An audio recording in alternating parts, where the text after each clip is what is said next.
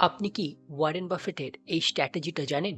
Warren Buffett যখন market crash হয় বা মার্কেটে সবথেকে বেশি ফেয়ার হয়, সেই সময় ফান্ডামেন্টালি স্ট্রং বড় বড় ব্যাংকসগুলোতে ইনভেস্ট করতে বেশি পছন্দ করেন। বাট আপনি কি জানেন কেন তিনি এই সময় ফান্ডামেন্টালি স্ট্রং বড় বড় ব্যাংকগুলোতে ইনভেস্ট করতে বেশি পছন্দ করেন? কারণ ব্যাংক হচ্ছে যে কোনো দেশের ইকোনমির একটা ব্যাকবোন। ব্যাংক কোনো দেশের ইকোনমির যে মানি ফ্লো সেটাকে কন্ট্রোল করে। আর তাই ব্যাংক কোনো নর্মাল বিজনেস নয়, ব্যাংক হচ্ছে একটা দেশের ইকোনমির ইঞ্জিন। আর সেই কারণেই যখন কোনো দেশের ইকোনমি রিকভার করে, তো ব্যাংক সেখানে সব থেকে ফাস্ট রিকভার করে এবং সব থেকে ফাস্ট গ্রো হয়। Remember, bank earn from interest even in bad Times. এর জন্য আপনাকে ব্যাংকিং বিজনেস মডেলটাকে বুঝতে হবে, ব্যাংক কিভাবে আর্ন করে থাকে। ব্যাংকিং বিজনেস মডেলটা অনেকটা এইরকম। ফর এক্সাম্পল, আপনি আপনার পয়সা ব্যাংকে ডিপোজিট করছেন, ব্যাংক আপনাকে 3% ইন্টারেস্ট দিচ্ছে। এরপর আপনার সেই পয়সাকেই ব্যাংক আদার্স অন্য কাউকে যারা বিজনেস পারপাসে বা পার্সোনাল পারপাসে লোন নিচ্ছে, তাদেরকে আপনার পয়সাটা লোন হিসাবে দিচ্ছে এবং তার থেকে একটা ভালো ইন্টারেস্ট চার্জ করছে। For example 10%। সো আপনার থেকে 3%-এ পয়সা নিয়ে ব্যাংক আদার্স কাউকে সেই পয়সাই লোন হিসাবে দিচ্ছে 10%-এ। তো মাঝখানের যে গ্যাপটা মানে 7%, এইটা হচ্ছে ব্যাংকের প্রফিট। আর এটাই হচ্ছে ব্যাংকের মেনলি ইনকাম সোর্স। এটাকে বলা হয় net interest margin. Remember, crisis or not, this system keeps generating cash.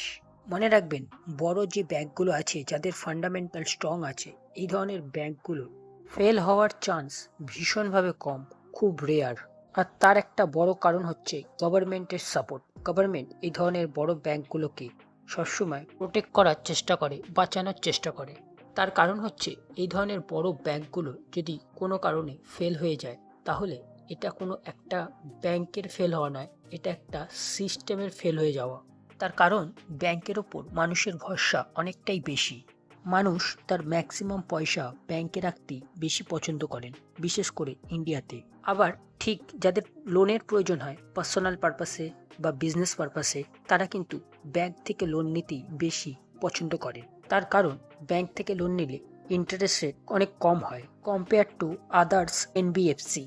তাই যদি কোনো ব্যাংক কোলাপস হয়ে যায়, বিশেষ করে কোনো বড় ট্রাস্টেড ব্যাংক, তাহলে মানুষের ব্যাংকের ওপর ভরসা উঠে যাবে। যার ফলে ব্যাংকে কেউ সেভিং করবে না, পয়সা জমা করবে না, ব্যাংকের কাছে পয়সা আসবে না। আর ব্যাংকের কাছে পয়সা না আসলে ব্যাংক সেটা লোন হিসাবে আদার্স কাউকে দিতে পারবে না। নর্মালি যে বিজনেসম্যানরা ব্যাংক থেকে কম ইন্টারেস্টে লোন নেয় বিজনেসকে গ্রো করার জন্য, তখন তারা সেই লোনটা ঠিকমতো পাবে না, কম ইন্টারেস্টে লোন পাবে না। ফলে সমস্ত বিজনেসের ওপর একটা বড় এফেক্ট পড়বে। সো একটার সাথে একটা লিঙ্কিং আছে, যার ফলে ইকোনমি কোলাপস হয়ে যেতে পারে। আর তাই যে বড় ফান্ডামেন্টালি স্ট্রং ব্যাংকগুলো হয়, ধরনের ব্যাংকের একটা অ্যাডভান্টেজ আছে যেটাকে বলা হয় টু বিগ টু ফেল। মানে এই ধরনের ব্যাংকগুলোর ফেল হওয়ার চান্স ভীষণভাবে কম, খুব রেয়ার।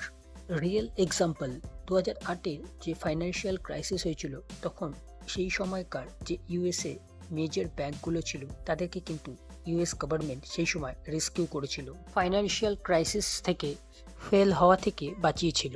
সেম 2020-তে যখন ইয়েস ব্যাংক অলমোস্ট ফেল হয়ে গেছিল, কোলাপস হয়ে গেছিল, তখন ইয়েস ব্যাংকে RBI, government, state bank of India এবং আদার্স প্রাইভেট ব্যাংক মিলে তখন ইয়েস ব্যাংককে অলমোস্ট ফেল হওয়া বা কোলাপস হওয়া থেকে বাঁচিয়েছিল। সো এর থেকে আমরা কি শিখতে পারি? যখন এই ধরনের কোনো বড় ব্যাংক ক্রাইসিসের মধ্যে পড়ে, তখন এই ধরনের বড় ব্যাংকগুলোকে একটা হিউজ ডিসকাউন্টে বাই করার অপরচুনিটি পাওয়া যায়। বিকজ সেই সময় যে প্যানিক ক্রিয়েট হয়, সেই সময় বিশেষ করে রিটেল ইনভেস্টররা সমস্ত কিছু সেল করতে শুরু করে, এমনকি ফান্ডামেন্টালি স্ট্রং বড় ব্যাংকগুলোকেও। তার ফলে এই ধরনের ব্যাংকগুলো ফান্ডামেন্টালি স্ট্রং হওয়া সত্ত্বেও ভীষণভাবে ক্র্যাশ করে যায় এবং এর প্রাইস ভীষণভাবে ডাউন হয়ে যায়। So business and fundamental almost same, but valuation is chip.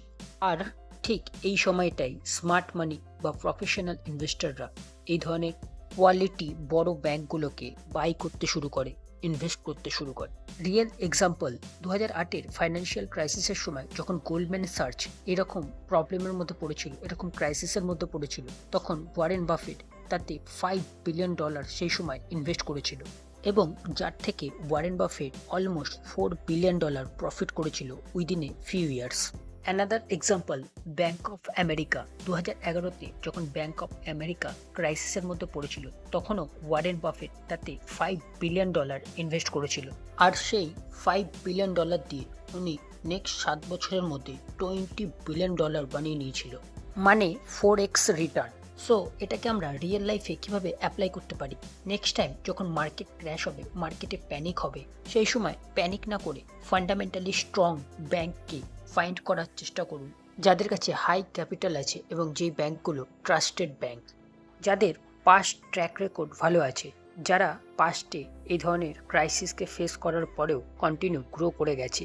এই ধরনের ব্যাংকগুলোকে লো ভ্যালুয়েশনে, সস্তায়, ডিসকাউন্টে বাই করুন। আর ঠিক এইভাবেই স্টক মার্কেট থেকে প্রফেশনাল ইনভেস্টররা একটা ম্যাসিভ ওয়েলথ বানিয়ে থাকে। এই রকম আরও পাওয়ারফুল, হাইলি প্রুভেন স্ট্র্যাটেজিগুলোকে শিখতে চ্যানেলটাকে অবশ্যই সাবস্ক্রাইব করে বেল আইকনটাকে প্রেস করে রাখুন। Thank you. ডিসক্লেমার, এই ভিডিওটা অনলি ফর এডুকেশনাল পারপাস আর এক্সাম্পলের জন্য আছে। এটা কোনো রকম বাই বা সেলের রেকমেন্ডেশন ভিডিও একদমই নয়।